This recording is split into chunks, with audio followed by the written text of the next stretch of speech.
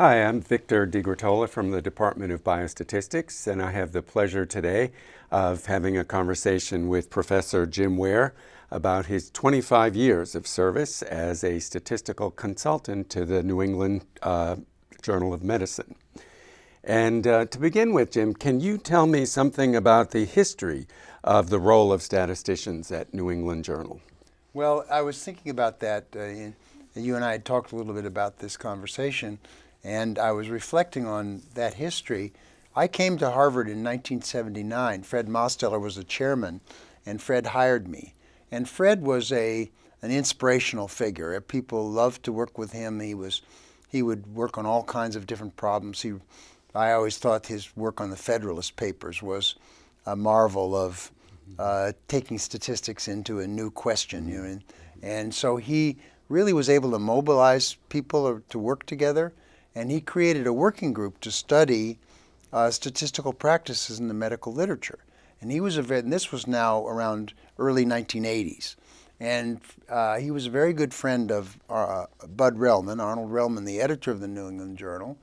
And John Baylor was here also, who's a physician, PhD in statistics, and a very thoughtful person.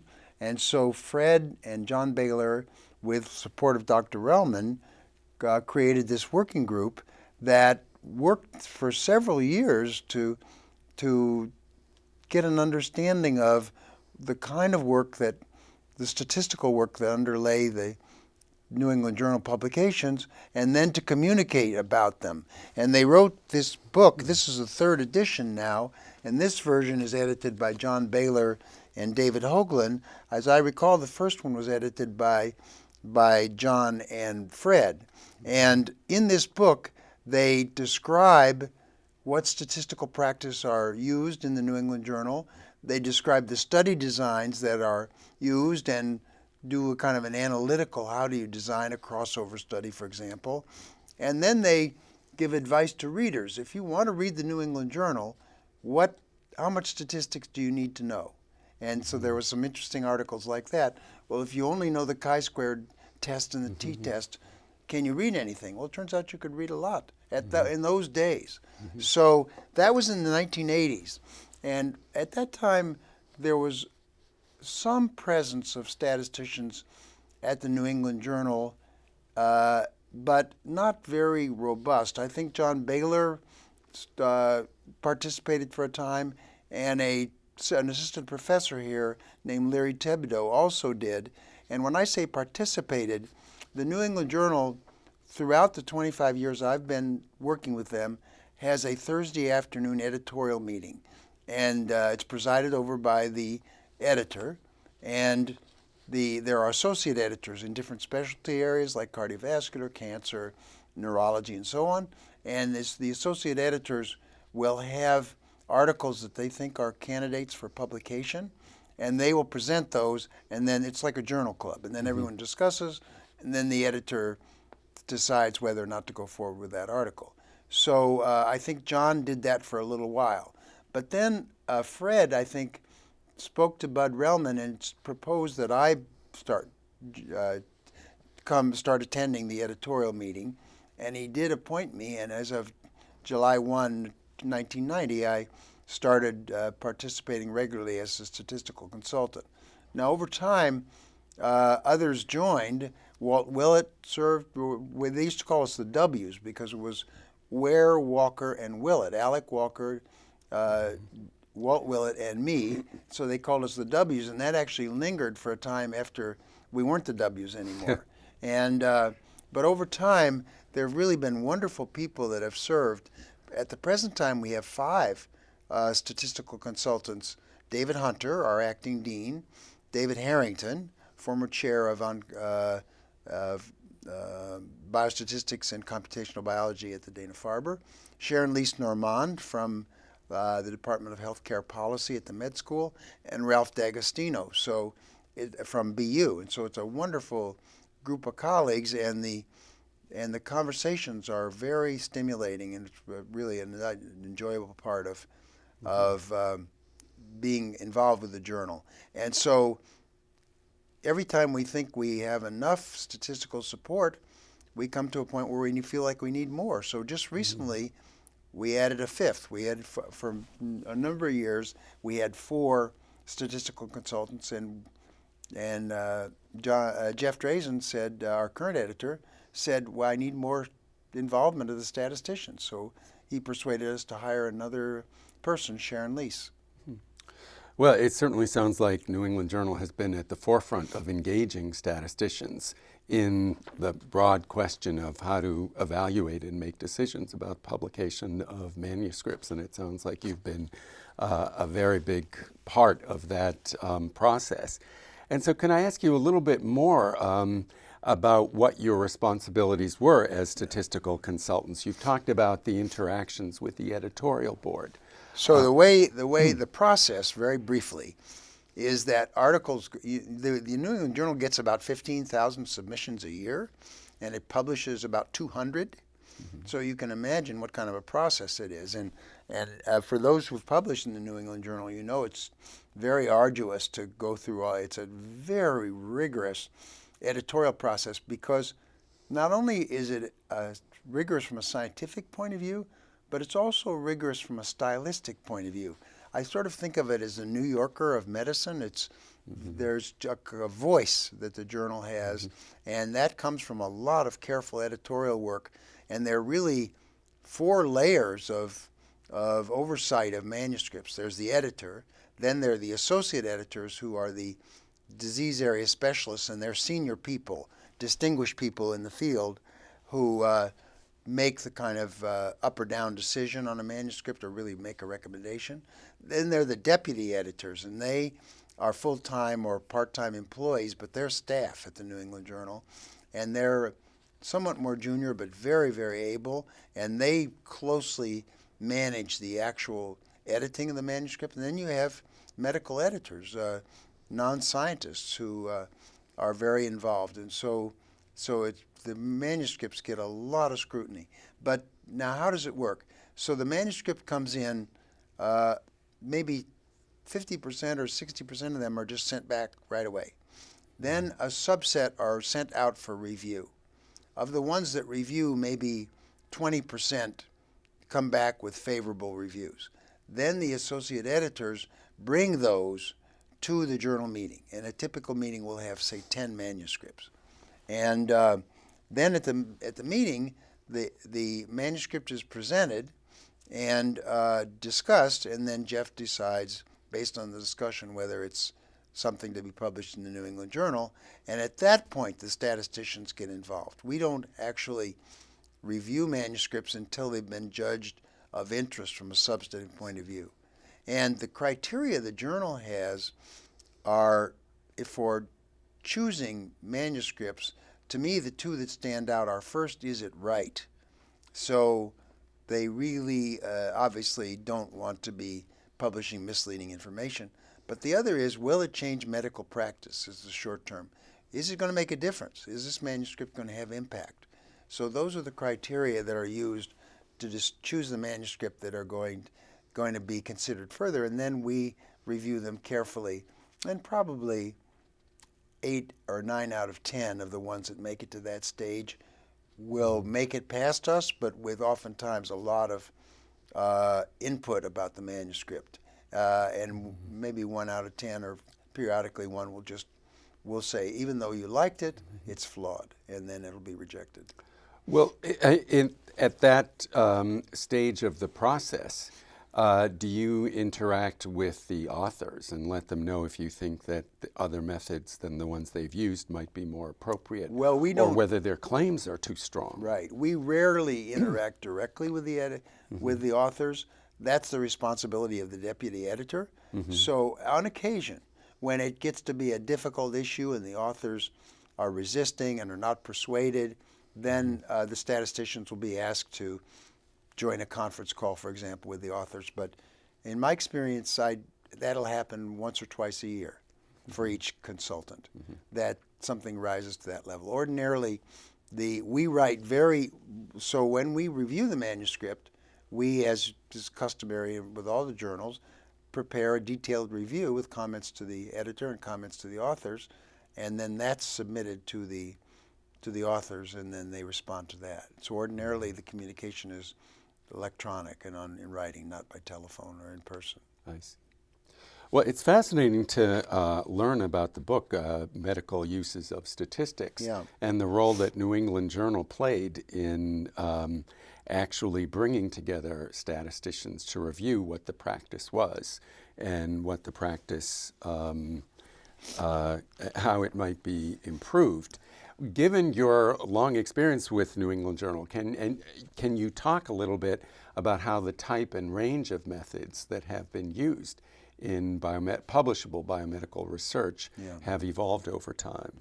The New England Journal, I think, is probably less, you're less likely to find a sophisticated statistical method in the New England Journal than you would be in some of the specialty journals, in part because the New England Journal is wanting to communicate to a broad audience.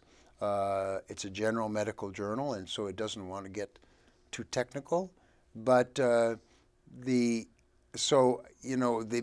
was thinking about this question that sort of in the 80s was the period when, surprisingly, regression and statistical methods of that type only made their way into general medical literature, say in the late 70s, early 80s. It was, relatively late in some points of view. But if you thought about descriptive methods and regression methods, including survival, logistic, linear, and so on, that probably covers 90% of what's published in the journal.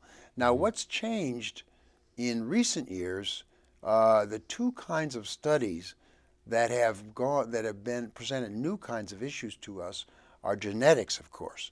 There's been a lot of genetics publications in the New England Journal and all the medical literature, and they have a set of methods which are related to classical statistics but distinctive.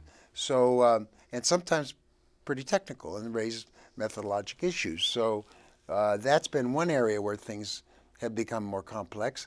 And the other area where we see a new kind of challenge is in these so-called big data studies, the giant registry studies from Scandinavia, or the things that PCORI is doing, the Patient-Centered Outcomes Research Institute, where they're collecting these massive data sets and trying to draw inferences about treatments. So I think those are the two new types of studies that have presented some new challenges. In fact, that's one reason we recruited Sharon Leese, is because she has very strong expertise in registry work.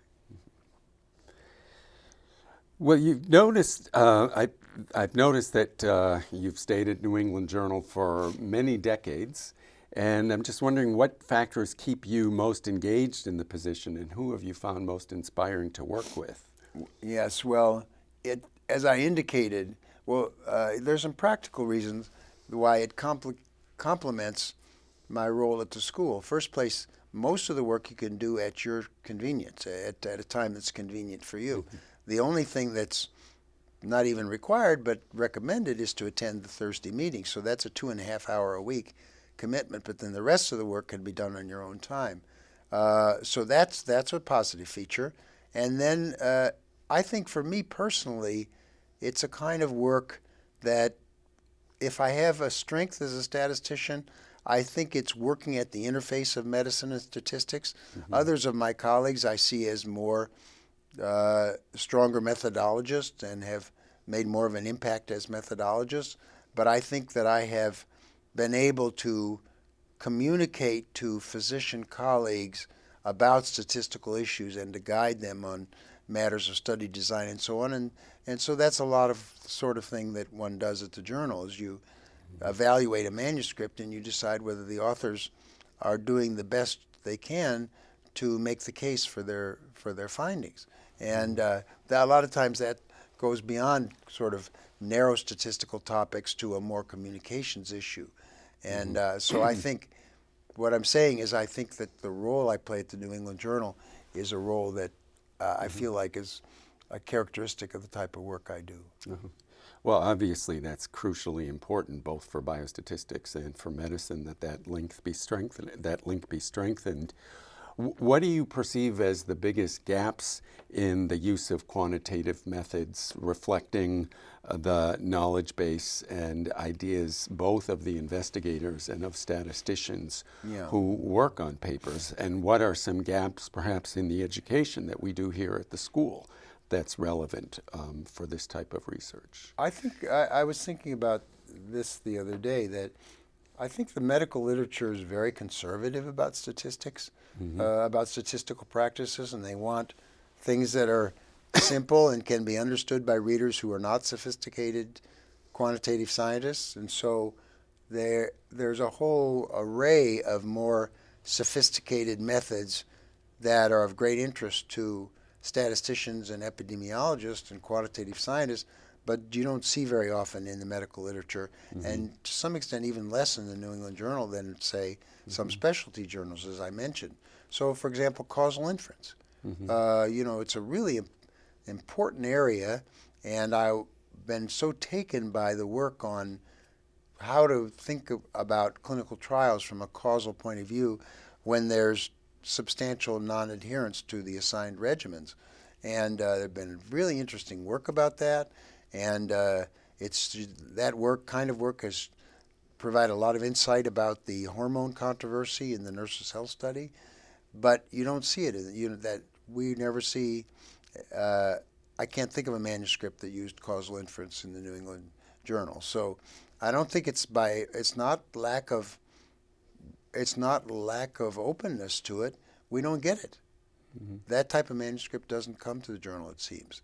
So I think there's a level of more complex statistical methods, particularly that have emerged over the last decade or two, that have not made their way into the general medical literature. That you don't see them in the New England Journal or Lancet or JAMA. Well, I think that's a really interesting point and an example of where more communication and education might potentially improve the interpretability and reliability of some results. I wanted to follow up a little bit with an issue of missing data. Of course, I directed a statistical coordinating center for the AIDS Clinical Trials Group for many years. And the problem of missing data arose in almost every study, and yet the canonical analysis is treat all the missing data as though it were missing completely at random, even though that's the strongest assumption, and even though there are many methods, including those deriving from causal methods, the doubly robust estimation, as well as multiple imputation, many methods for dealing with missing data. And a particularly large contribution has come from statisticians actually here at Harvard. So I wanted to get your thoughts of where you see the applicability of analyses for missing data, how widely these methods are being applied or should be applied from your perspective. Well, that is an interesting example. Well, it must be at least 10 years ago now, maybe 15, we received a manuscript on the Atkins diet, which, as you recall, was quite the hot topic at that time. And it was a manuscript that was, I thought, quite instructive because it basically showed that over the course of a year, the Atkins diet did not have sustained effects on weight. And but it also didn't have the kind of adverse effects people were worrying about. In any case, there was a huge amount of missing data. So the editors were going to reject that manuscript because of the missing data.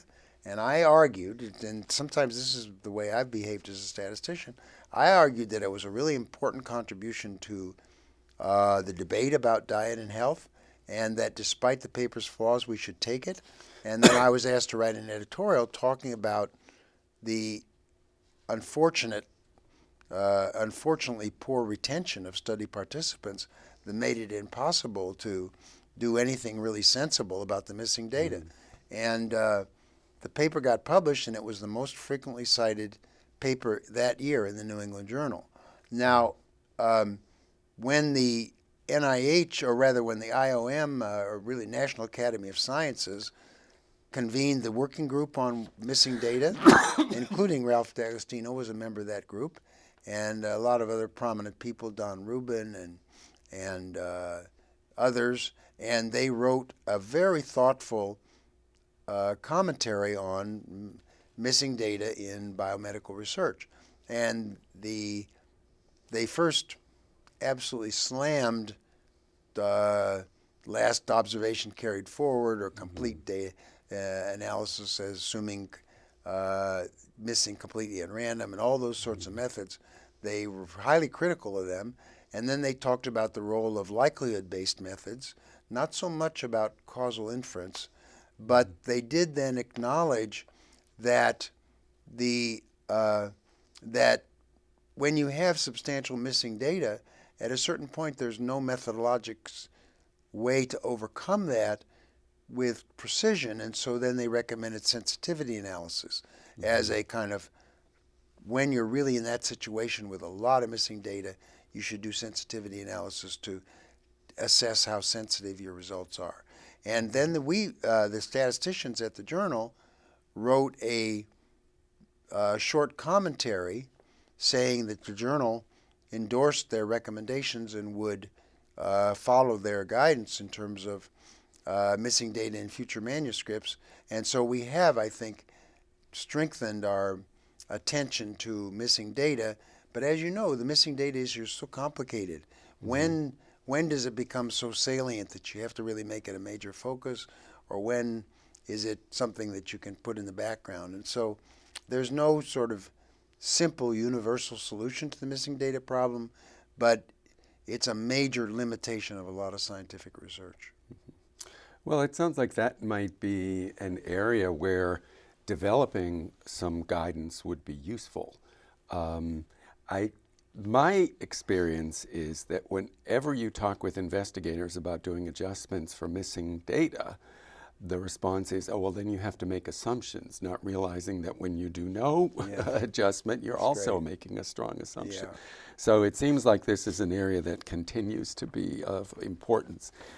I wanted to just ask about what you might see as your most important contribution to the New England Journal. I know you've spoken a lot about the contributions that you've made, both through communication and education of investigators and of editors, but is there anything more specific that you'd like to talk about with regard to your career there that you're particularly proud of? Well, because you're part of a large system, it's sometimes hard to isolate something and say, I did this, or my real contribution was this. A paper about which I'm proud and which I had an important role was a paper by Nicholas Christakis and colleagues on social networks. And in the paper demonstrated that if your friends are overweight, you're more likely to be overweight. And that paper has gone on to generate a huge literature on on social networks, and the journal was also not going to take that paper. And there was again a time when I said, I think this is a big deal, and I think I turned the tide on that paper. Statisticians usually are not pivotal in the decision up or down. We may be pivotal about how the data are presented, and occasionally in deciding not to take something that people like, but we usually don't champion the paper because that really falls to the medical area specialty. But in this case, I said, I think this paper is really important and extremely interesting. And of course, it had wonderful graphics. And so we did take it, and we published it, and it was the most frequently cited paper from that year's publications. Now, there's been criticism of that paper around basically the age-old problems about confounding and indirect causation and all sorts of things. And, those issues do have some merit. It's a complicated, these social networks are really complicated multivariable models that have certain assumptions built into them in terms of directionality and so on. And so it wasn't perfect, but but I think it was a really interesting and important contribution. And Jeff said to me the other day, we were talking, Jeff Drazen, the editor, I hope he won't mind me saying this.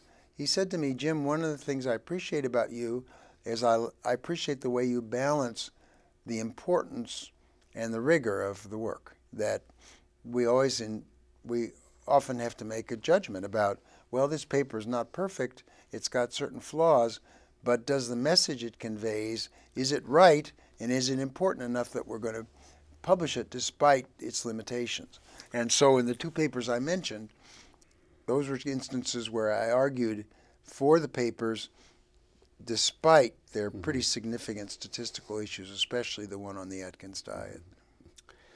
Well, I might say they're particularly of interest because of those statistical issues, because in fact I know that paper has helped to encourage research in exactly the area that you're talking about, confounding for highly dependent data and network models. That's a great point. And in fact, we're planning a workshop here this spring to discuss exactly those issues, bringing people from around the country. Wow. And I know that people here at school, like Tyler Vanderveel and some of his students and proteges, have gotten engaged in part from that work. I always think of biostatistics a little bit like Scrabble. It's nice when someone has a word that lets other people build on it, even if they didn't use all the high value letters for their word. And I think that this, I didn't realize, I knew you were involved in, had a role in the publication of that paper, but I didn't realize how central it was. And so it's exciting to get this on tape. You've obviously had an enormously varied career. As you've mentioned, you've been an educator, a dean at the school, and also very involved in the Catalyst program for translational research, and obviously a major role at New England Journal.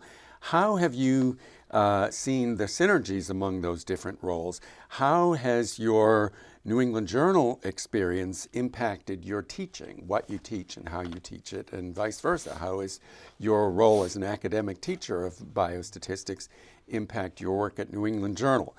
What's fortunate about what you do is you get to see both ends, both the education and then the consequences of the education in the way that it plays out in manuscripts.